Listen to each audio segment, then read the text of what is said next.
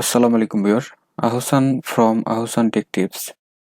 Microsoft এক্সেসে আমরা কন্ট্রোলগুলোর কাস্টম কিবোর্ড শর্টকাট কিভাবে তৈরি করতে পারি এই ব্যাপারটি আজকের ভিডিওতে আমরা জানব। তো চলুন তাহলে শুরু করি। ওকে, আমি আমার এক্সেস প্রজেক্টে যাচ্ছি।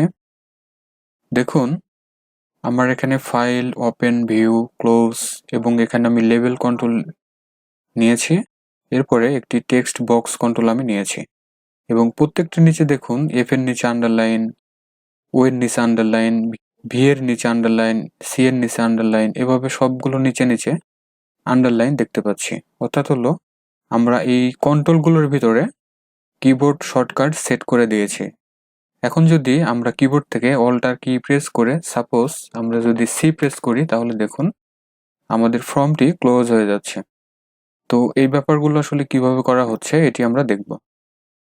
তো টেস্ট নামের একটি ফর্ম আমি পূর্বে ডিজাইন করেছি, তো এগুলোতে আমি শর্টকাট সেট করে নাই।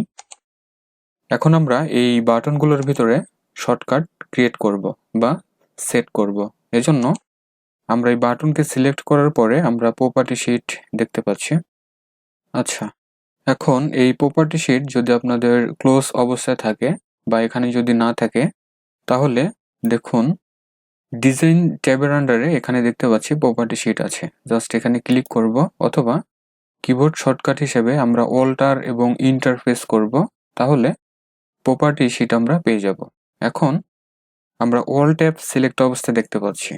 জাস্ট আমরা আমাদের এই বাটনগুলোর ভিতরে যে ক্যাপশন ইউজ করেছি এই ক্যাপশনের যে নামগুলো আমরা টাইপ করেছি, ধরুন আমি এখানে ফাইল টাইপ করেছি, আমি চাচ্ছি এই বাটনটির যদি আমি অল্টার এফ প্রেস করি তাহলে এটি ওপেন হবে।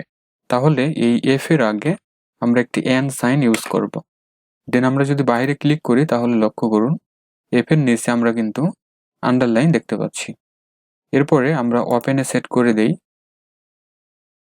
ওপেনের আগে অর্থাৎ ও এর আগে জাস্ট আমরা এন সাইন ইউজ করব। আমরা ভি এর আগে যদি এন সাইন ইউজ করি তাহলে ভি এর মাধ্যমে অর্থাৎ অল্টার ভি এর মাধ্যমে আমরা ভিউ করতে পারবো। এবং ফাইনালি হচ্ছে ক্লোজ। আমরা সি এর আগে এন সাইন ইউজ করব, তাহলে সি এর নিচে আমরা আন্ডারলাইন দেখতে পাচ্ছি। এখন ধরুন আপনি চাচ্ছেন যে আমরা তার পরের সংখ্যাগুলোতে শর্টকাট কমান্ড সেট করব, অর্থাৎ এই সি নামের অনেকগুলো কন্ট্রোল একসাথে থাকতে পারে। সেক্ষেত্রে আপনি কি করবেন? এখন ধরুন আমি চাচ্ছি এই আই এর আগে আমি এন সাইন ইউজ করে আইকে আমি শর্টকাট হিসেবে সেট করব। এই জন্য সি এর আগে যে এন সাইনটা আমরা ইউজ করেছি এটি ক্লোজ করব, দেন আই এর আগে আমরা এন সাইনটি ইউজ করব। তাহলে দেখুন আই এর নিচে আমরা কিন্তু আন্ডারলাইন দেখতে পাচ্ছি।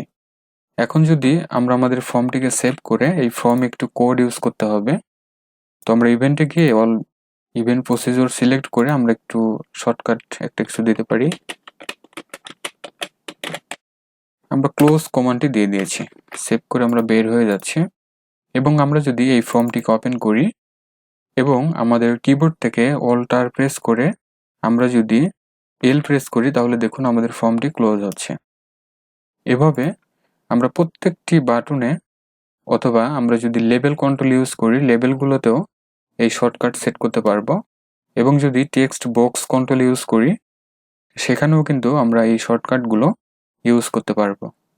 তাহলে ভিউয়ার আজকের ভিডিওতে আমরা দেখেছি যে বিভিন্ন কন্ট্রোলগুলোর কিভাবে শর্টকাট ক্রিয়েট করতে হয় এবং এই শর্টকাটগুলো কিভাবে ব্যবহার করতে হয়। আর ভিডিওটি যদি ভালো লাগে লাইক, কমেন্ট এবং শেয়ার করে দিন। যারা নতুন চ্যানেলটিকে প্লিজ সাবস্ক্রাইব করুন এবং পাশে আসা বেল বাটনটি অবশ্যই প্রেস করে রাখবেন। সবাই ভালো থাকুন, সুস্থ থাকুন। Thanks for watching.